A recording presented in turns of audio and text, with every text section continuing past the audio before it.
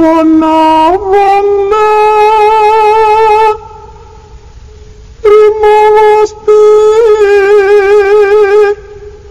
Kaing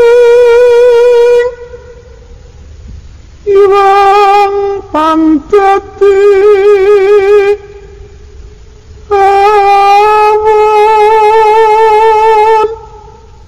Tetap berputar-putar, tetap kembali ke tempat tersebut lagi, menemukan danau, menemukan rawa, kembali lagi ke tempat tersebut, begitu seterusnya. Dan anehnya lagi, selama itu dia tidak merasakan lapar dan haus sama sekali. Jadi dia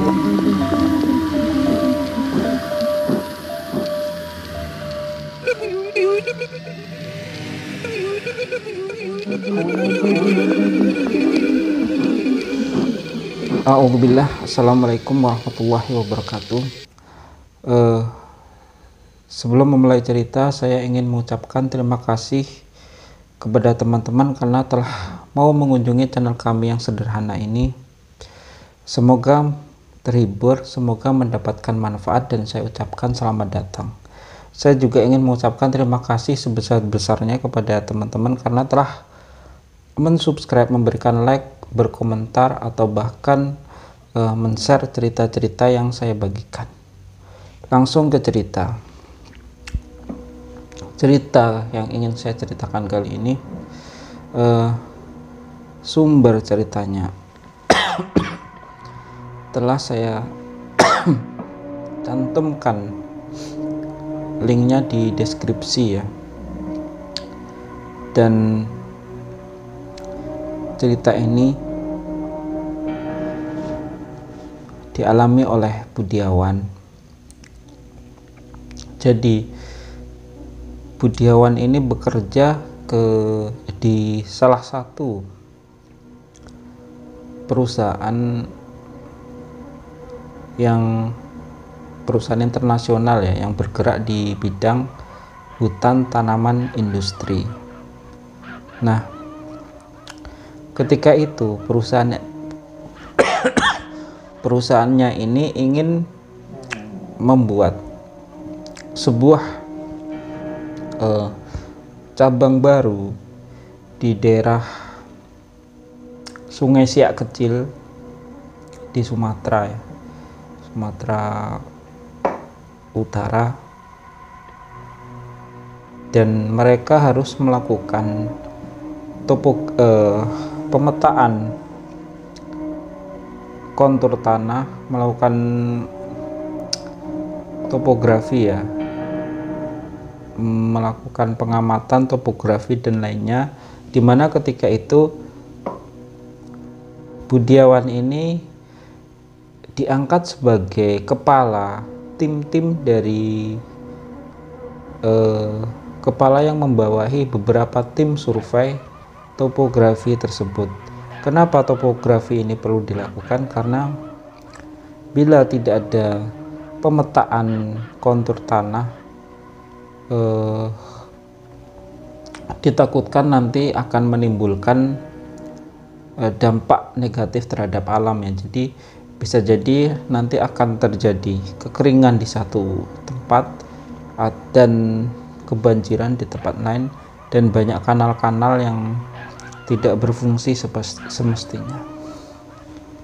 Nah, mereka pun ketika itu berangkat ke lokasi di mana perusahaan itu akan didirikan. Tempat areal baru dari perusahaan itu akan didirikan, dan mereka akan melakukan survei topografi tersebut. Jadi mereka pun berangkat, dimana ketika itu menuju lokasinya itu cukup jauh ya.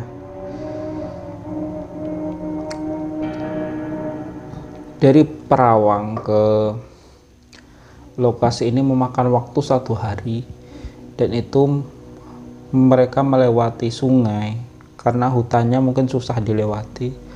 Jadi mereka mengambil jalur sungai dengan pompong.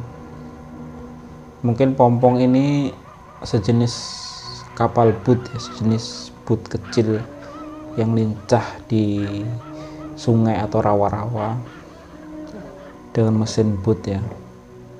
Jadi mereka pergi ke lokasi itu memerlukan waktu 1 hari, dan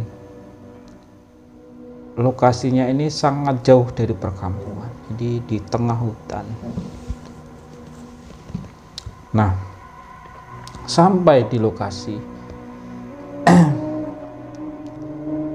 Budiawan ini dan timnya sangat terkejut karena di situ di sore itu ternyata penuh dengan orang, ramai perkampungan, camp kecil di situ, dan mereka pun mendirikan tenda di situ, mendirikan camp mereka sendiri di situ, dan malam itu mereka beristirahat di sekeliling tenda itu. Di malam itu mereka mendengarkan lagu-lagu, terdengar alunan lagu-lagu Jawa ya, lagu-lagu Jawa dengan tepukan-tepukan khas musik Jawa ya.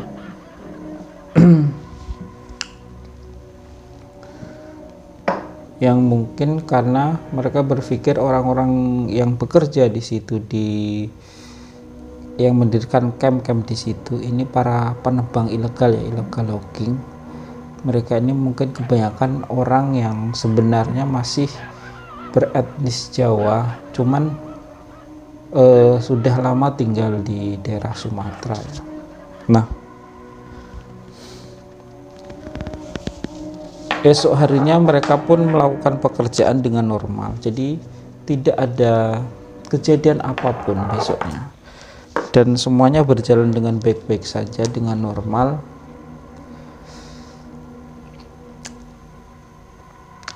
Jalan-jalan telah dirintis, jalan-jalan kecil, jalan-jalan rintisan. Besoknya juga tidak ada kejadian apapun, normal-normal saja. Sampai 4 hari mereka melakukan pekerjaan itu, semuanya berjalan dengan lancar, dengan normal, dan tidak ada kejadian apapun. Nah, kejadian aneh terjadi di hari kelima. Jadi di hari kelima ada salah satu anggota tim yang hilang, sebutlah namanya A ya, si A atau Ahmad hilang.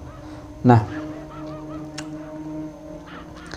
menurut kesaksian rombongannya, ketika itu Ahmad memilih berbelok dari jalan yang harusnya mereka lewati, yang biasanya mereka lewati. Jadi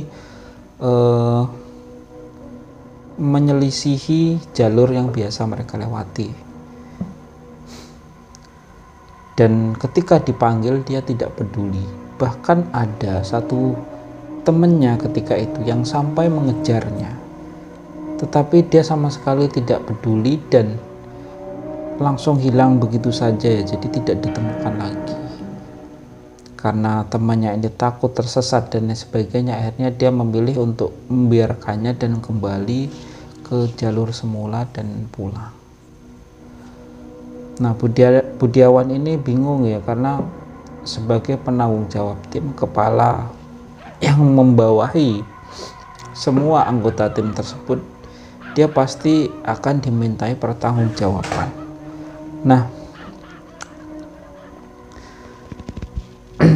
di tengah kebingungannya ini, akhirnya dia memutuskan untuk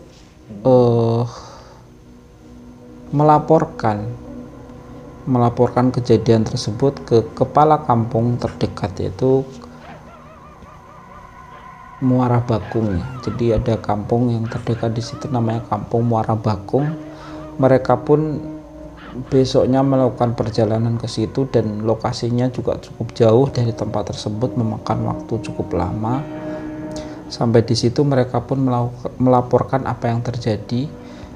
Nah, saat itu kepala kampung di Muara Bakung ini pun bercerita bahwa banyak sekali kejadian orang hilang di lokasi mereka akan melakukan pekerjaan tersebut ya. Jadi memang banyak sekali orang hilang tersebut, dan dia kepala desa ini, kepala kampung ini menyuruh Budiawan dan timnya ini tidak perlu khawatir kecuali kalau orang ini telah hilang lebih dari 3 hari.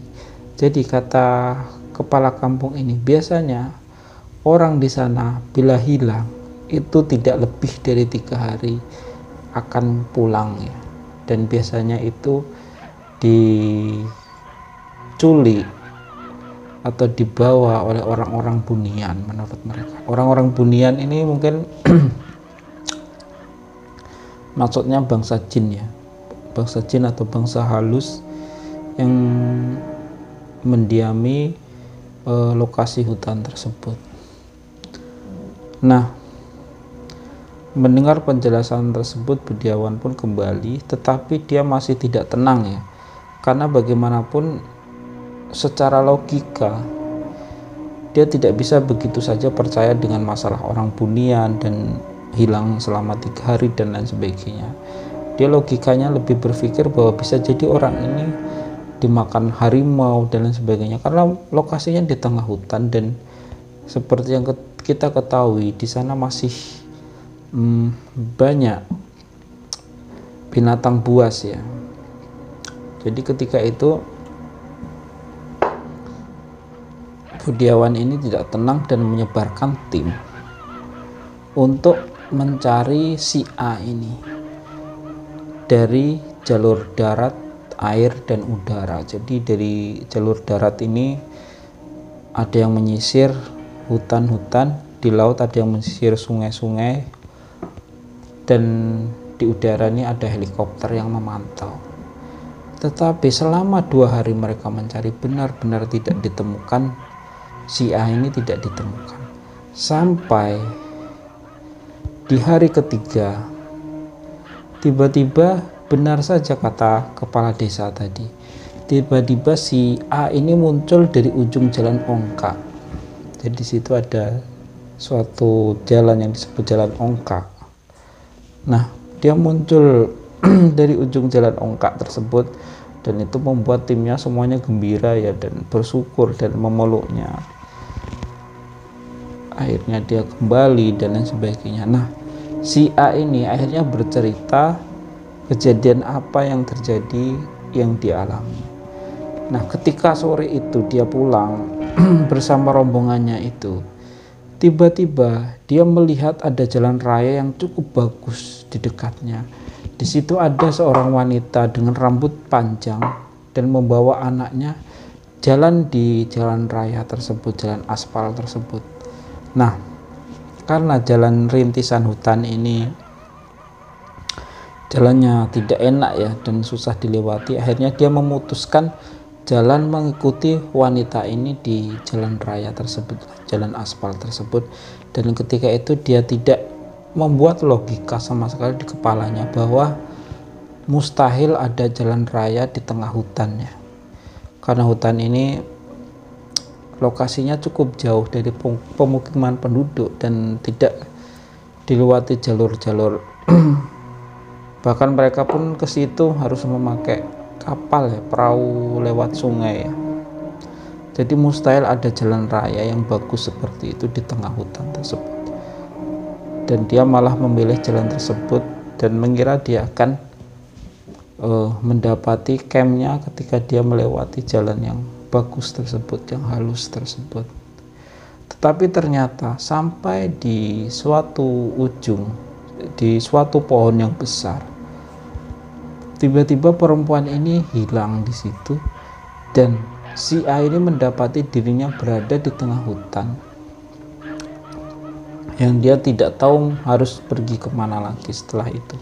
Akhirnya dia menginap di situ, dan paginya dia memanjat pohon itu sampai di ketinggian sambil memperkirakan kira-kira di mana lokasi dari campnya ya, karena seharusnya dia tidak tersesat cukup jauh, karena sebenarnya jalan tadi rintisan waktu dia belok itu jaraknya sekitar 100 meter ya dari camp. Dan setelah memperkirakan jalan tersebut, dia pun turun dan jalan ke arah tersebut. Tetapi anehnya dia menemukan ada danau, ada rawa-rawa dan lain sebagainya, dan ketika dia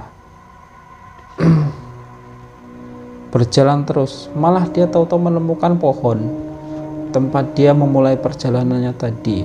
Jadi kembali lagi ke tempat semula, dan ketika itu dia pun akan naik pohon lagi dan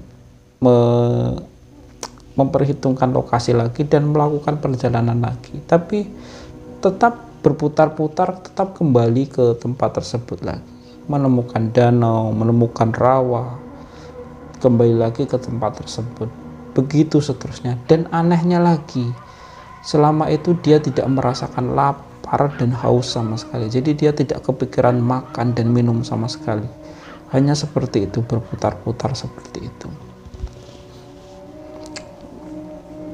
Dan itu sebenarnya dia sedang berada di dunia yang lain ya. Jadi dunianya mungkin yang disebut dengan makhluk bunian tadi, kaum bunian oleh orang-orang daerah tersebut. Dia hanya berputar seperti itu, dan karena mungkin dimensinya atau tempatnya berbeda dari tempat yang didiami oleh manusia, jadi dia tidak merasa lapar sama sekali. Ini ceritanya mirip dengan cerita yang saya ceritakan sebelumnya di Gentong itu ya. Tidak merasakan lapar sama sekali, keletihan sama sekali, dan terus bergerak. Nah, di hari ketiga, secara mengejutkan atas pertolongan Allah ya, si A ini secara mengejutkan tiba-tiba melihat jalan ongkak ya. Secara mengejutkan dia tiba-tiba melihat jalan ongkak, dan ketika dia melihat jalan tersebut secara mengejutkan juga, tahu-tahu dia merasa perutnya sangat lapar, bahkan sampai melilit ya, dan badannya sangat lemas, sangat letih. Akhirnya dia jatuh lemas di situ, tidak sanggup lagi berjalan saat itu juga. Dan ketika dia lemas tadi, jatuh dan tidak sanggup berbuat apa-apa tadi, ditemukan oleh orang-orang penebang pohon ya, dan dibawa ke camp, diberi makan, minum, diganti pakaiannya, dan akhirnya dia kembali tadi. Jadi di hari ketiga dia menemukan jalan ongkak, dan di hari ketiga pula temannya tadi melihat dia keluar dari jalan ongkak tadi. Nah, semenjak itu mereka satu tim ini lebih percaya dengan hal gaib ya, dengan jin dan lain sebagainya. Dan semenjak itu mereka yang awalnya tidak peduli dengan sholat, ketika semenjak itu jadi tim ini jadi lebih rajin sholatnya, menjaga sholat 5 waktu ya. Nah, mungkin ini saja ceritanya. Semoga cerita yang singkat ini, yang mungkin tidak terlalu menegangkan, tapi mungkin ada manfaat yang bisa kita ambil. Wassalamualaikum warahmatullahi wabarakatuh.